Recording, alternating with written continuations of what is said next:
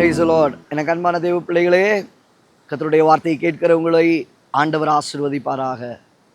இந்த நாளிலும் தியானத்திற்கென்று நீதிமொழிகளின் புஸ்தகத்தில் 11ஆம் அதிகாரம் 25வது வசனத்தில் வாசிக்கிறோம். உதார குணமுள்ள ஆத்துமா செழிக்கும், எவன் தண்ணீர் பாய்ச்சுகிறானோ அவனுக்கு தண்ணீர் பாய்ச்சப்படும். உதார குணமுள்ள ஆத்துமா அது செழிக்கும்.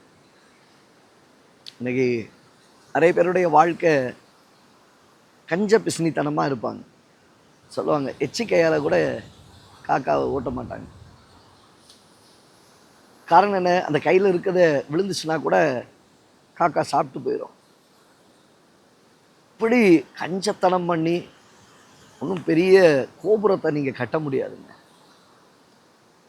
வசனம் சொல்லுகிறது, உதார குணமுள்ள ஆத்துமா.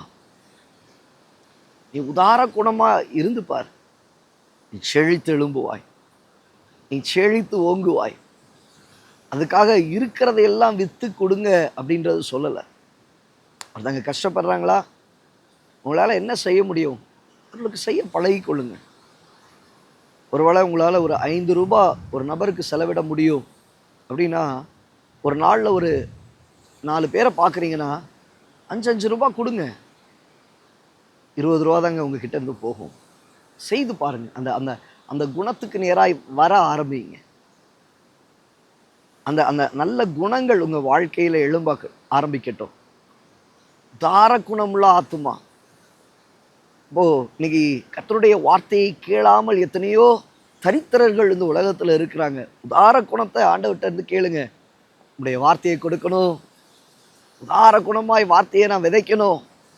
அப்போ அந்த ஆத்துமா என்ன செய்கிறது? செழிக்க ஆரம்பிக்கிறது. வார்த்தையினால் செழிப்பு, வசனத்தினால் செழிப்பு, உலகத்தின் ஐஸ்வர்யத்தினால் செழிப்பு. மாத்திரமல்ல, இந்த வார்த்தை அழகாய் சொல்லப்படும், எவன் தண்ணீர் பாய்ச்சுகிறானோ அவனுக்கு தண்ணீர் பாய்ச்சப்படும். நீ தண்ணீர் பாய்ச்சுவாயானால் உனக்கு நிச்சயமாய் தண்ணீர் கிடைக்கும், தண்ணீர் உண்டாகும். சொல்லுவாங்க, இறைக்கிற கிணறு சுரக்கும். வந்துக்கிட்டே இருக்கும். அப்போ நீங்கள் செய்ய செய்ய செய்ய உங்கள் ஆசீர்வாதம் ஒரு நாளைக்கு தடையாய் போகாது. உங்கள் கையில் இருக்கிறது குறைந்து போகாது. கர்த்தர் அதை விருத்தி அடைய செய்வார். ஐயோ பாஸ்டர் சொன்னாங்க, மற்றவங்க சொல்கிறாங்கன்றதுக்காக நீங்கள் செய்யாதீங்க. செய்யக்கூடியதான அந்த சேரிட்டின்னு சொல்லுவாங்க, அதை கொடுக்குற அந்த மனப்பான்மை இங்கிருந்து வர வேண்டும். அது ஏழைகளுக்காக இருக்கலாம், உங்ககிட்ட வேலை செய்கிறவர்களுக்காக இருக்கலாம், உங்களை சுற்றி இருக்கிற ஜனத்தாருக்காக இருக்கலாம். கொடுக்கறதுல ஒரு நாளைக்கும் துவழ்ந்து போகாதீங்க.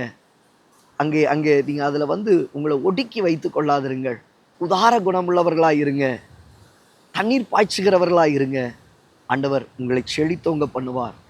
உங்களுக்கு கர்த்தர் தண்ணீர் பாய்ச்சுவார். உங்களை ஆசீர்வாதமாய் கர்த்தர் நிறுத்துவார். கண்களை முடி ஜெபிப்போமா? நல்ல தகப்பனே, இந்த வார்த்தைகளை கேட்ட உடைய பிள்ளைகளுடைய வாழ்க்கையில் உதார குணமுள்ள ஆத்துமாக்களாய் உடைய பிள்ளைகள் காணப்படட்டும்.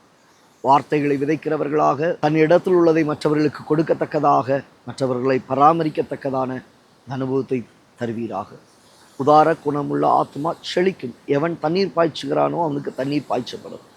தண்ணீர் பாய்ச்சப்பட ஜெபிக்கிறேன் இயேசுவின் நாமத்தில் பிதாவே. அந்த பிள்ளையே, நீ தண்ணீரை இறைக்க உனக்கு தண்ணீர் சுரக்க ஆரம்பிக்கும்.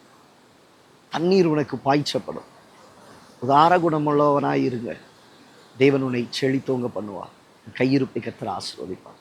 God bless you.